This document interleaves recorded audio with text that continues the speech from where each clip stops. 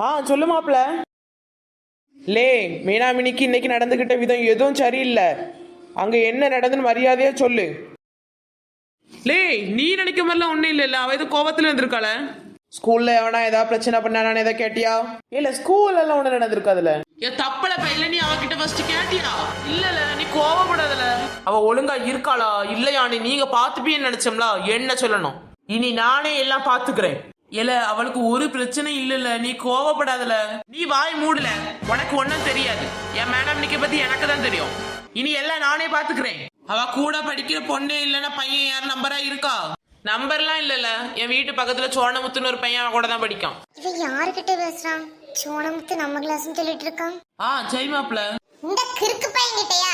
நானும் என்னமோ நினைச்சிட்டேன். சரில வைக்கிறேன். என்ன நடக்குன்னு நான் கண்டுபிடிக்கிறேன். சோனமுத்து, சோனமுத்து, எல்லாம் சோனமுத்து வீட்டுல தானே இருக்கா?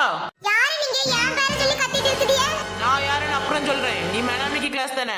ஆமா, அதுக்கு என்ன? அதுக்கு ஒன்னும் இல்ல. இன்னைக்கு மேனாமினிக்கு கிட்ட கிளாஸ்ல யாராவது இதா பண்ணினாங்களா? அப்படிலாம் ஒண்ணும் இல்லையே. யா ஏல, இப்படி இடக்கு மடக்க ஏன் வான்னு கேட்டுட்டு இருக்காத. கேட்டதுக்கு மட்டும் பதில சொல்லு. சரிங்க அண்ணா. இனி மேனாமினிக்கு எங்க போறா, என்ன பண்றா, அவகிட்ட யாரெல்லாம் பேசுறா எல்லாம் பாத்துக்க வேண்டியது உன் பொறுப்பு. இனி இவன் எதிர நம்மள மாட்டி விட போறான்னு தெரியலையே. என்னல முழிச்சிட்டு நிக்கா? சரிங்க அண்ணா, நான் பாத்துக்கிறேன். ஒழுங்கா வேலையை பார்க்கணும், இல்லன்னா நடக்கிறது வேற. போற வர சனியில எல்லாம் நம்ம கிட்ட தான் வந்துடும். நம்ம டியூஷனுக்கு போயிருவோம்.